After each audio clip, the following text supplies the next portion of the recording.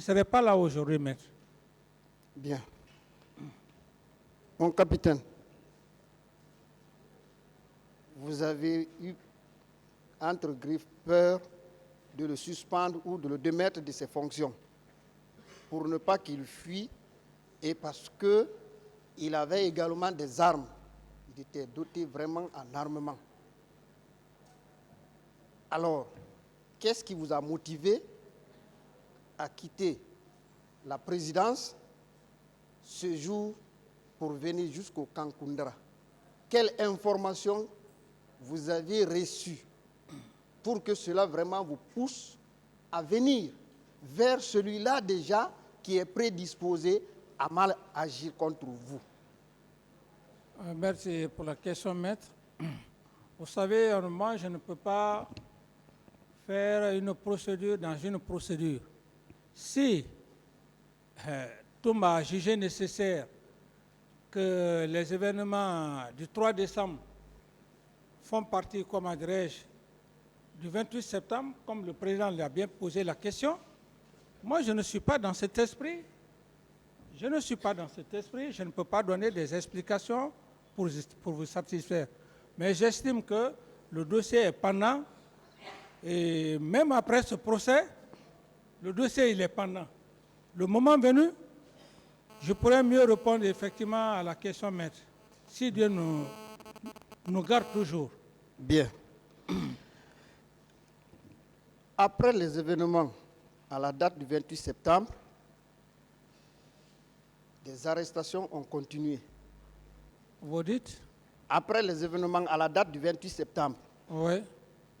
Les arrestations ont continué, les séquestrations, les tortures et même les viols dans les camps où M. Toumba était le commandant, non seulement au camp Koundara, mais aussi alors, au camp Samouri et Alpha Yaya Diallo. On parle même des 30 escaliers. Vous n'étiez pas informé de ça? Maître, je n'étais pas informé de tout ça, même ce qui s'est passé au 32 escaliers. Ça, c'est après avoir tiré sur ma personne. Et le camp Koundara, je n'y allais pas au camp Koundara. Voilà. Donc, s'il y a eu des cas de viol, des cas de séquestration, vraiment, je n'ai pas été informé. Bien. À propos des corps des personnes disparues, à part Général Toto, qui a vu les camions au camp militaire d'Alpha Yaya, et qui a vu les corps dans le camp, et il les avait même comptés. Il y a également un autre, puisque il s'agit de parler donc de ces corps. Il y a les déclarations d'un autre, le capitaine de police Amadou Kondé. Vous le connaissez? Moïse. Voilà. Moïse comment? Capitaine de police, il est capitaine de police Amadou Kondé. Non, je Vous ne le connaissez pas. Il était au CMIS de Kamaen. Oui, de Kamaen. Non, je ne le connais pas. Voici ce qu'il dit. C'est dans son procès verbal.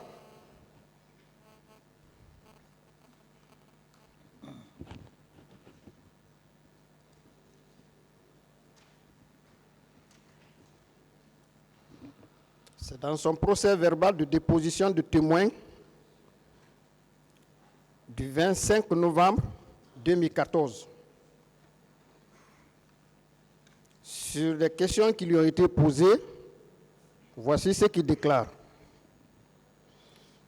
Quand je partais à l'hôpital, j'ai bien rencontré un convoi de véhicules militaires entre l'université et l'hôpital d'Onka. Je n'ai pas pu dénombrer les véhicules. Cependant, il y avait des pick-up et des camions en provenance de la ville. Ils se dirigeaient vers le stade.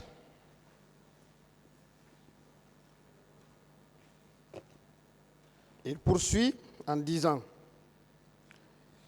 les occupants de ces véhicules étaient habillés en tenue militaire. N'ayant pas travaillé avec les camps militaires, il m'était difficile d'identifier l'un d'eux. À ma présence, toujours il poursuit, personne n'a tiré sur un manifestant à l'esplanade. Il poursuit. Les camions militaires sont sortis du stade avec les corps devant moi. Mais je ne connais pas le nombre. Je ne connais pas également le nombre de corps transportés. Qu'en dites-vous? Oui, maître. Cette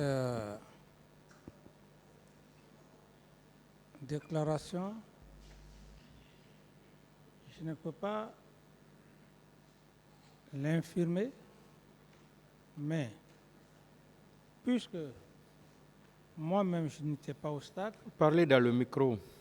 moi-même je n'étais pas au stade et je n'ai pas été informé qu'il y avait eu des corps en provenance du stade pour une direction quelconque.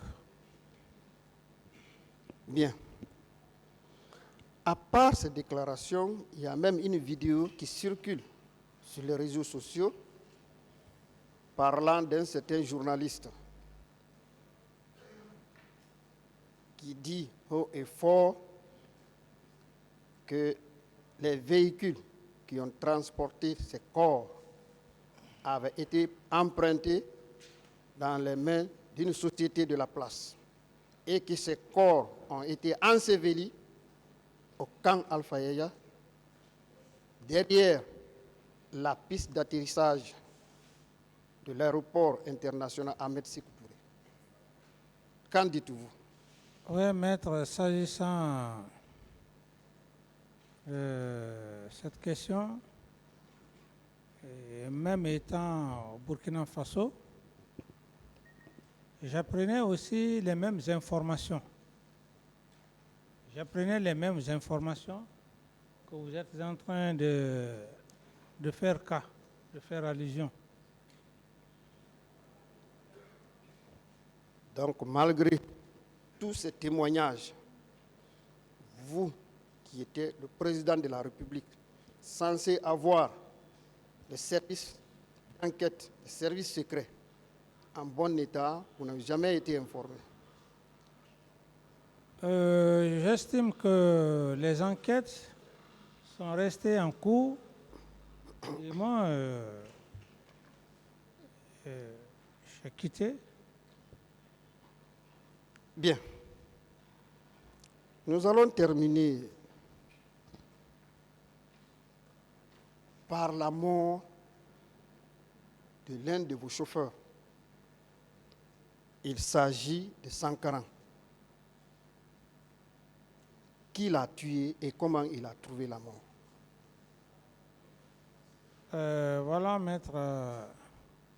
Moi, j'ai appris la nouvelle quand je suis allé au Maroc.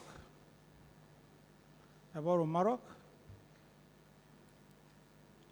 je cherchais à demander les nouvelles de feu Joseph Makambo, et à son âme, mais les gens se refusaient de me le dire. C'est quand je suis parti au Burkina Faso qu'on m'a tenu informé de la mort de feu Joseph Makambo et de Sankaran.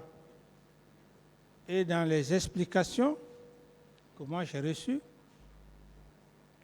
au moment où ils m'ont transporté le jeune Mansaré m'a transporté du camp Koundara au camp Samori, du camp Samori l'hélico est venu me chercher après quelques soins, après quelques traitements. L'hélico est venu me chercher pour la base militaire. De la base militaire, directement en direction du camp Al-Faya.